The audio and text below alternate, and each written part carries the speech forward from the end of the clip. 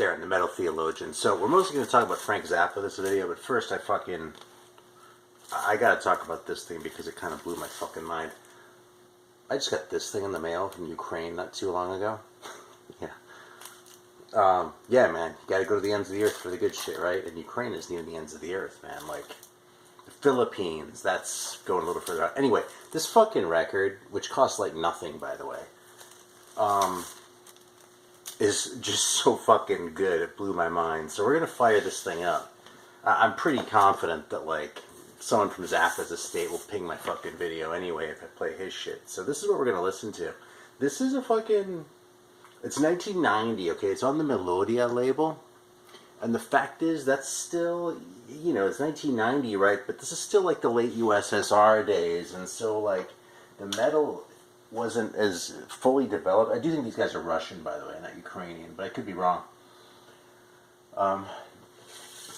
Anyway, it's,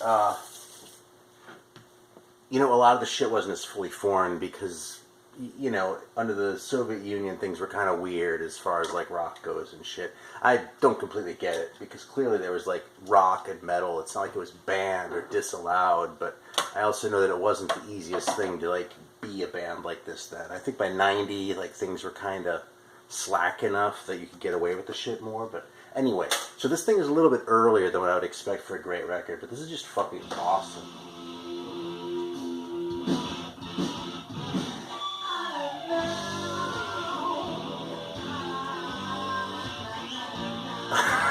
Has a fucking sleaze vibe, but it's rocking.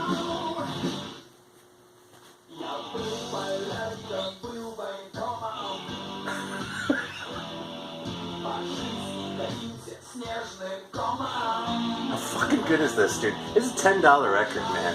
You just gotta pay shipping from Ukraine. You can get this shit. It's not even fucking hard. Once in a while, I show an expensive one, okay? I'll be honest.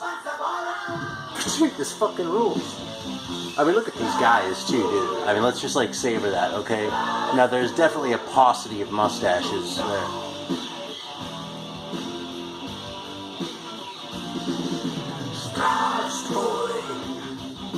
Strafstory!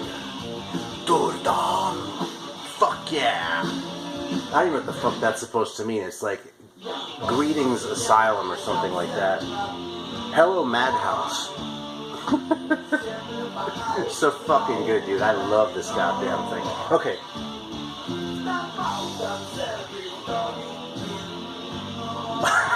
I'm just enamored with this record. Alright, the spirit kind of moved me to bust out the Zappa records. God, this is so good, it's like distracting.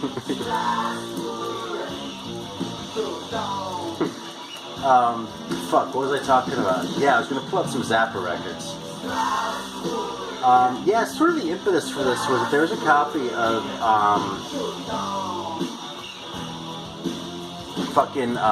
We're Only In It For The Money that I came across at my local shop for a pretty fair price and in perfectly respectable shape, and with the insert.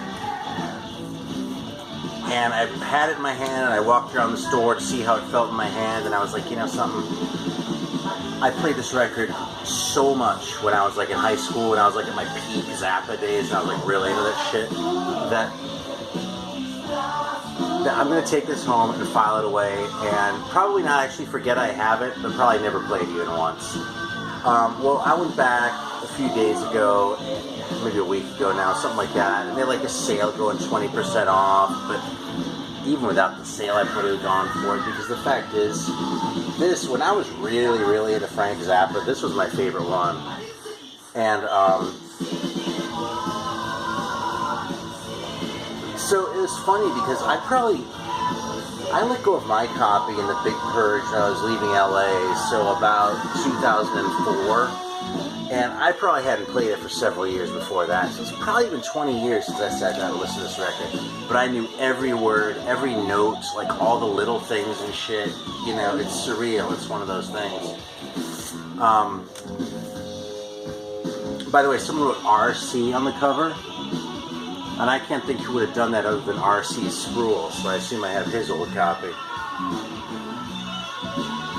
So, Yeah, the other thing too, though, is I was expecting to put this on and kind of go, yeah, this was the shit when I was 17. You know, I'd never heard music like this before, and it kind of blew my mind, but that's not really where I am today. That's kind of how I feel about a band like Faust, you know what I mean? You're never going to hear me talk shit about Faust, because they were hugely influential on my musical development, and I love those records, legitimately.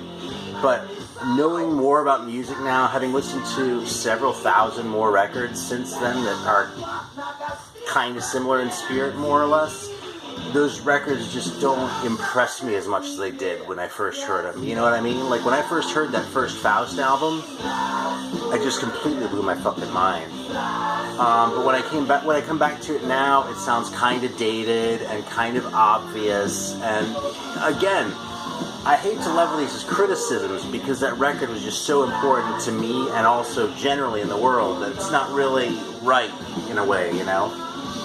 But it's not something I reach for very often.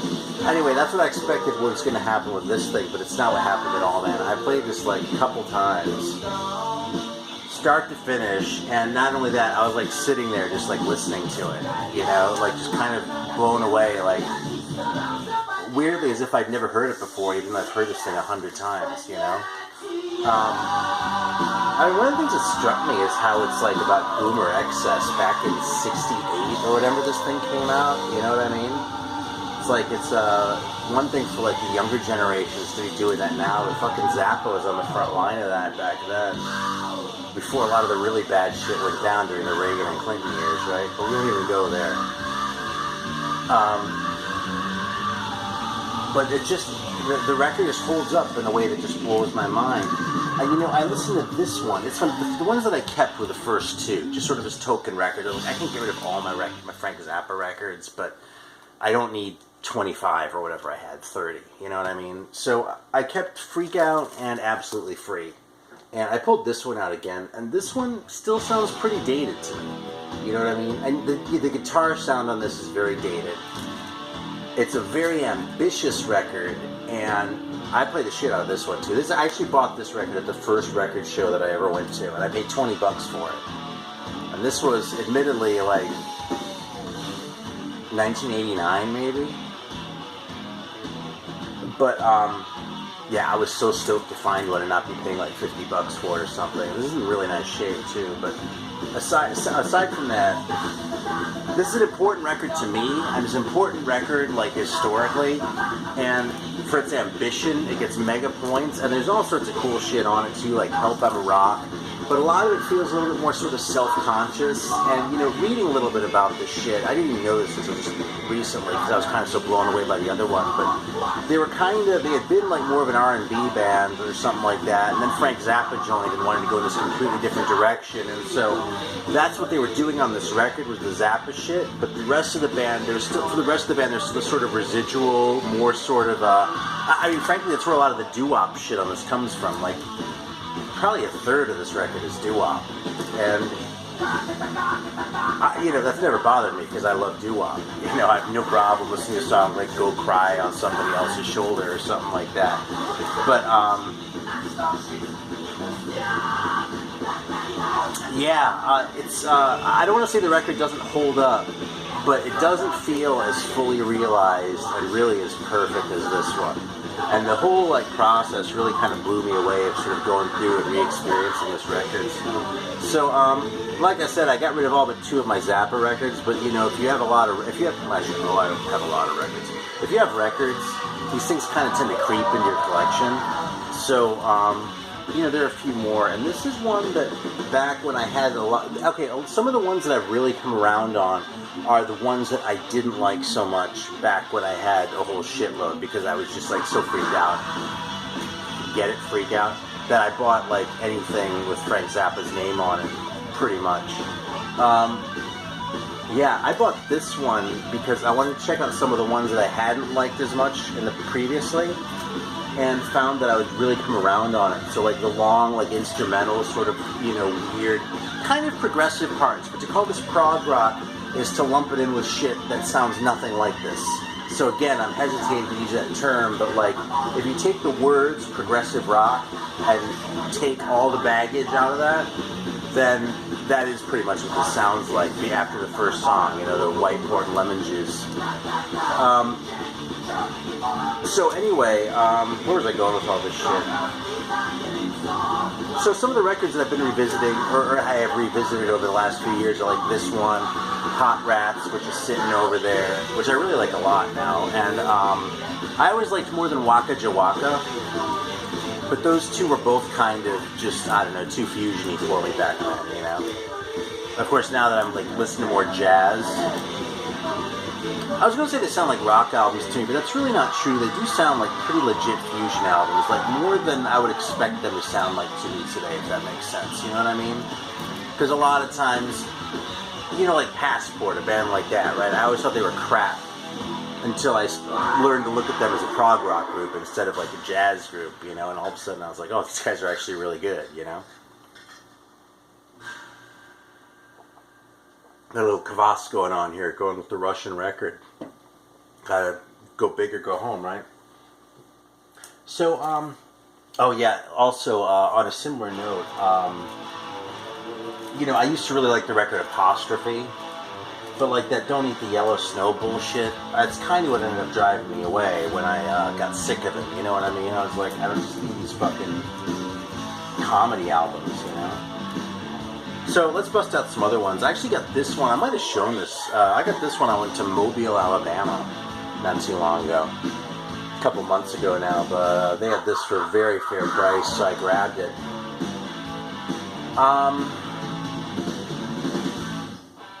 This record, it has a lot of that stuff going on. Again, it's very ambitious. But what this thing suffers from in a way that Burnt Weenie Sandwich doesn't, is that it kind of goes right by me. It's like, it's a relatively short record, and I put it on, and I'm doing my thing, and then I kind of go, oh, it's over, and nothing really stuck. You know what I mean? So, at this point, I am not like, that's not like a final judgment, because if I'm going to revisit this shit, I'm going to revisit it for real. I mean, this isn't the first time I've owned this record, right? So, we'll see. Maybe I'll come back around and reassess this one. This one, I think, was actually the first one I ever bought back in the day. And rebuying it, I fucking still love it. This one just totally holds up. Like, a lot of... It's funny, because this one's broken up into all these different tracks, and this one's a lot more sort of done as, like, one piece all the way through. But the effect, to my ears at least, is similar, but this one just has better songs, you know what I mean? I'm trying to think if there's any, like, doo-wop on this one. You know, there are definitely some more straight-ahead songs, like My Guitar Wants to Kill Your Mama, which is actually a great song in spite of the awful title.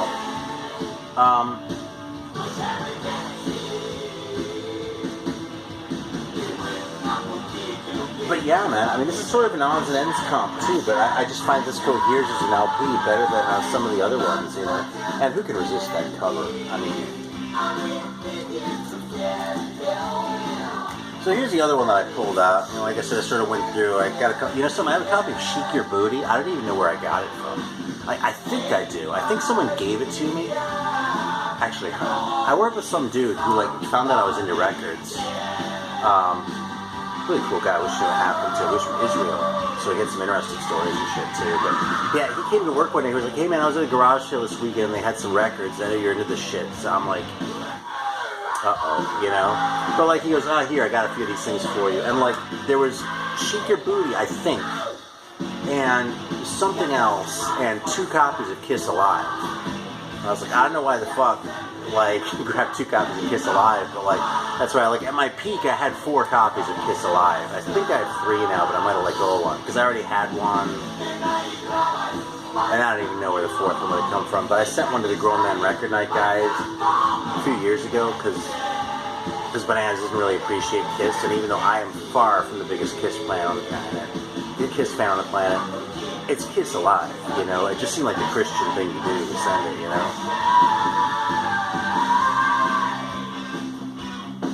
Anyway, I don't think I've ever played Chic Your Booty all the way through, because, I don't know, but I guess I gotta bust it out one of these days. Because it seems like more of a comedy record to me, that's why. Like, fuck it, I'm going down a rabbit hole. Anyway, this is another one which is more sort of, I don't want to say focused on the music, because they're all focused on the music, but more sort of about building a theme and sort of developing it too. And this one is sort of somewhere between, I would say, where I am with Hot Rats and Burnt Weenie Sandwich in my head. In that, this clicks for me. Actually, I kind of fucked that up. I was thinking of Lumpy Gravy. So Lumpy Gravy, I'm not quite getting. Burnt Weenie Sandwich, I totally get. This one is like in the middle. And so I think I just need a couple more listens on this one. That's such a classic picture of Frank Zappa too, isn't it? But yeah, man, Chunga's Revenge. A classic in its own way, even if I don't completely have my head around it. I'll come back and talk about it some when I do have my head completely around it. Or I'll say I gave up and it kind of just pissed me off. That's not impossible either. So, what else do we have here? I think that's all the Zappa I had. I'm so enamored with this record. Like, I mean, there's some like ballads on here like this that are kind of crap. It's still totally listenable. And I don't know what the hell EVM is supposed to stand for. You know?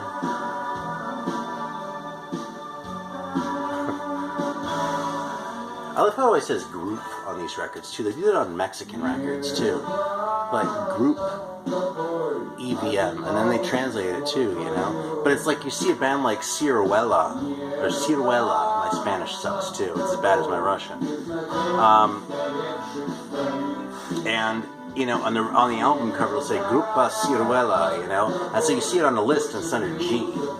And like there are all these other Spanish groups where it's like, or you know, Spanish speaking groups where it's like Grupa this and Grupa that. Like Grupa Oz is another one right off. They're more of a funk band, but and it's like, dude, no, that just means group. Like they're a band, you know. So again, I don't know why they feel the need to put that on there, but they do. And you know, when it's accompanied by band members looking like this, I am so far from complaining. There are no words. So since we're on a corny one right now, this record's kind of corny. Someone showed this recently, and if it was you, please tell me, because I cannot for the life of me remember who the fuck showed this record, but I was inspired. I don't remember what it was that whoever it was said. I thought it might have been Chromium D, but I actually asked him, and he said, no, man, it wasn't you, it's the Pandora's Box record. So, anyway, this is like a kind of, it's like, it's like a hard and heavy, it might have been Renee, actually, who showed it. It's like a hard and heavy record, like the sort of thing that you would appreciate. Stray's pretty dangerously close to some of the AOR shit. Has some real cornball moves, but man, this is a really enjoyable record. Here, if I want to get a good idea of what this sounds like, this guy right there gives you an idea, okay? Now you see, look what they're playing. They're playing guitars and shit, right? Okay, so like they're rocking. They're not playing games, right? But there's this edge to it. Like what that guy's doing in that picture, you hear on the record. And so, yeah, if you can take that, awesome. It's a really fun record. I'm not kidding. Yeah. Alright, so what else do we have here? Do a little time check too. Because I just turn the thing on and start talking and try not to let it get too long. Okay, you know something? Here's another one. I got this from the Ukrainian dude too. It's funny. I was going for the Pandora's Box. This was a total blind buy. I was like, it's $10. I'll give it a shot. What the fuck? And then they had this one that I'm about to show, and this Dagger record, which is like kind of a mediocre Canadian glam record, really, that I sort of had an eye out for a while. Just, you know, one of those things where when I see it, I'll grab it. And I was like, well, I'm already paying to ship it, so what the fuck? You know, it's cheap, too. Because, you know, little compromise on the condition, to be honest. But for as often as I'm going to play it, it's fucking fine. Anyway, the other one I snagged was this one. Trust. And I'm sure you all know Trust. And I'll be honest, the reason I grabbed this one is because it has Antisocial on it, right? The one that Anthrax covered. Because Frankly, I'd heard the song before and been like, I don't know why the fuck they would have picked this song to cover. Now, admittedly, I was probably thinking with my ass, because while Metallica consistently picks great songs to cover, Anthrax, at least in their heyday, pretty consistently picked bad songs to cover. God Save the Queen, any Sex Pistols song is a terrible choice, okay? Fucking Sabbath, Bloody Sabbath, they did a nice job of it, but that song did not need to be covered by Anthrax or anyone else. I'm 18, oof, bad choice, man. And then that fucking Joe Jackson song, dude, on Persistence of Time, I think it was. Anyway, so somehow I like all this shit like just kind of went out somehow, and like I was like, I gotta get my head around Trust somehow. So I have another one called Man's Trap that never did much for me, but I grabbed this one partially because it has that song on it, and partially because it's in French. This is the French version of it. There are English versions of at least some of these, and sometimes I found the English versions aren't as good as the French versions. Sometimes they're better, but I was like, I have an English one, I'm not crazy about it. I'll give a French one a shot. And I'll tell you, I really like this. I mean, this record is, I like this more than I expected to. It kind of works for me on a similar sort of level as like an AC/DC record or something. And like, these guys are not AC/DC, you know? So let me just be clear about that. It's not like, you know, they're not even Rose Tattoo, frankly. But, it's just a really good sort of rockin' record, you know? And it's, you know, not every record has to be perfect. You know one that comes to mind that's kind of comparable is the Ocean record. If you know the band Ocean, and that's such a generic name, I should probably just pull the thing out before I start talking about it. But, let's put a little EVM back on first to keep you all entertained while I grab this fucker over here.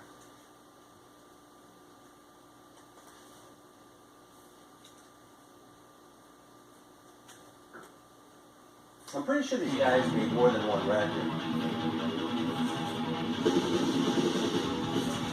Yeah, I mean, it might just be the fact that this likewise has kind of a weenie cover, and is not super heavy, but is a really fun rocker, and you know, just a cool record, which is why I'm actually probably going to play it next.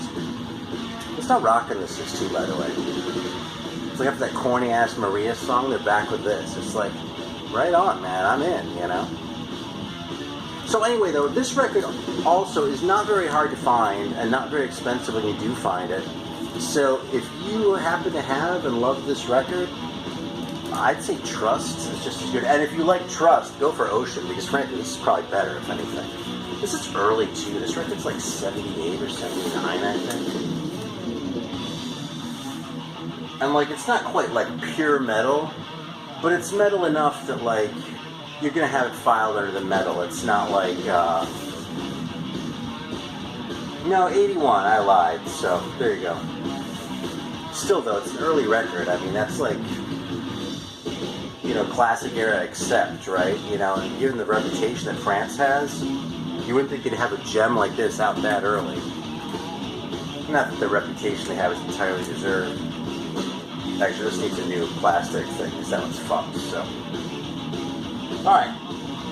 So, we're almost 25 minutes. I'm going to pick one more here to show.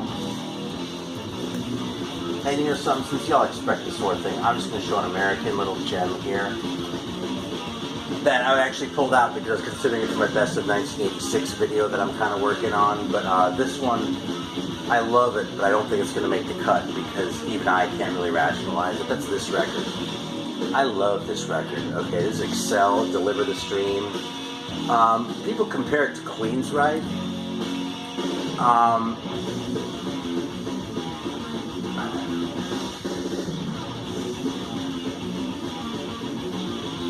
I don't even know how to come at that one. Like, they're nowhere near as professional sounding as Queensryche, okay? That's one point in their favor, to be clear, okay? Their singer is nowhere near as good as the dude from Queensryche. Which isn't necessarily a bad thing either. It's like you listen to it, you kind of smile because he's he's got more passion than he's got like natural. I don't want to say talent because like it's not like he's singing out of tune or anything like that, but he just doesn't have like. He's not Dio, you know what I'm saying? And he's not Jeff Tate either. But it's all those. But here's the thing: it's so ambitious, this record, that like even with the corny ballads and like all its sort of little flaws, like those are the sorts of things that make a record like this really special to me. You know what I mean? The reason I like this more than any of Queensryche's LPs is because of all those little things. You know what I mean? And I'm sitting here extolling them. I actually kind of, sort of encountered one of these guys once, and I thought he was kind of a prick, but in retrospect, I think I was probably more of a prick, just stories, right? So it's a little bit funny because there's a part of me that goes, yeah, I don't know about these guys, man, but I don't care, man. I love this record so much. And if you're from Excel and you're watching, it was probably my fault, and I apologize. Not that you remember, hopefully. Yeah, fucking fantastic record, but I just don't know how I would put this in the top 10 from 1986 when, with some of the other pickings that you'll see. So it's a tough one to find. I kind of got lucky because at one point someone found a box of them. It was one of those deals. Like anytime there's a record like this, be patient and keep looking for it. This is one tip I will share, like publicly, because every so often with one of these things, someone will find a box and the price will drop from $300 to $30, and if you're right there in the dip, you can grab it, and then when it goes back up, you're like, man, I'm good, you know what I mean? So, because I don't think you can get this thing for that price anymore. Anyway, this is a real gem of a record. Excel delivered the stream, and yeah, I don't know if I was going anywhere else with that or not, but that just seems like a proper note to end a metal theologian video on, I suppose, right? I mean, doesn't this just look like the kind of record? You know something? I pulled out that. I pulled out this. I'm like, dude, I'm turning into a fucking cliche. I'm like, I'm gonna make this fucking video, and it's gonna be, I'm gonna be like a parody of myself, like just showing records with only a logo on the cover, you know? But you know something? We'll cross that bridge when we get to it. Bullshit. I've crossed that bridge like 10,000 times in the course of the last 6 years, if I've long been doing this shit anyway, so. And if you're watching, you can hang, so. I appreciate it, man. Thanks. And we'll see you next time.